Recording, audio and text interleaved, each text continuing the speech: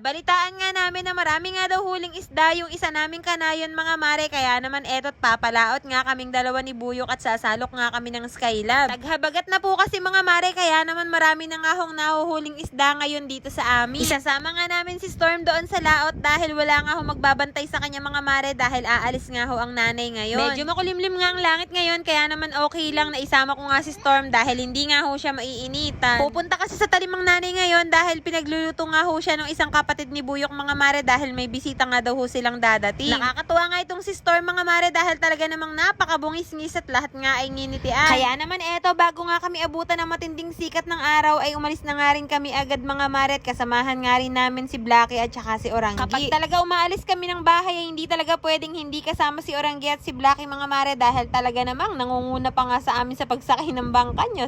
Pero bago nga kami pumalaot ay sasauli nga muna namin yung frame ng Arco na hiniram nga namin doon sa Barangay Habagatan. Yan kasi yung ginamit ni Ate kasi nung sagala nga sa Barangay Hanusa, kaya naman eto't isasauli na nga ho namin. Malapit lang naman yung Barangay Habagatan dito sa aming nayon mga mare at isang barangay nga lang ho ang pagitan. Pagkarating nga ho namin doon mga mare ay wala nga ho nakatambay doon sa waiting shed, kaya naman ayan at ipinasok na nga ho ni Buyok doon sa kanilang loob. Sumunod naman sa kanya si Oranggi mga mare at naiinggit nga si Blackie, kaso nga lang ay hindi nga ho siya makababa. Medyo malaki nga ho itong Arco pero kering-keri naman ni Buyok na buhatin mga mare dahil magaan lang naman yan. Tapos ayun, pagkasauli nga ho namin ng Arco mga mare ay dumiretso na nga rin kami doon sa laot sa aming Skylab. Kalmang-kalma nga ang dagat at makulimlim rin naman ang langit mga mare, kaya naman napagkakasarap nga hong sumakay ng bangka. Bago pa man nga kami makarating sa aming Skylab ay nagkantutulog na nga ho si Storm, siguro ay sarap na sarap nga ho sa hangin ani. Paano habang umaandar nga ho ang bangka ay lalong lumalakas ang hangin. Tapos ayun, pagkarating nga ho namin sa aming Skylab ay agad na nga rin ho itong inangat ni Buyok at sabi ko nga sa kanya ay dali-dalian dahil medyo umiinit na nga ho dahil napakakalma nga ho ng dagat. Nagising na nga rin ho si Storm ng mga oras na yan dahil bigla naman nga hong uminit dahil tumigil na nga ho ang bangka. Narinig nga ni Buyok kaninang umaga na marami nga daw huli si Kuya Wanti at naka 25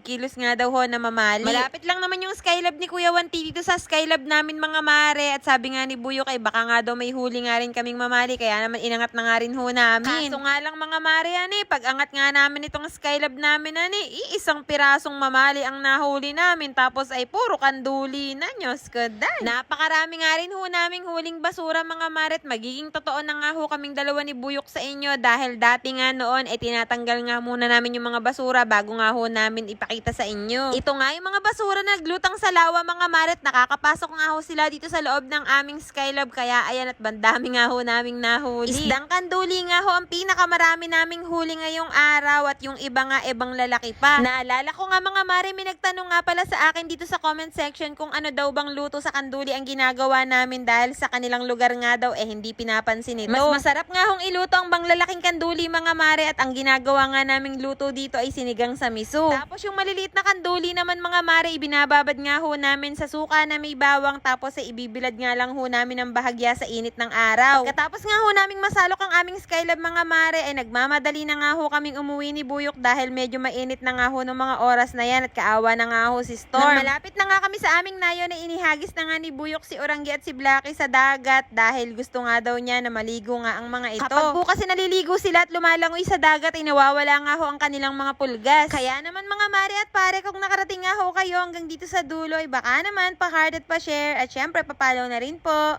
Yun lang mga mare, maraming salamat sa panonood and see you on my next vlog. Bye!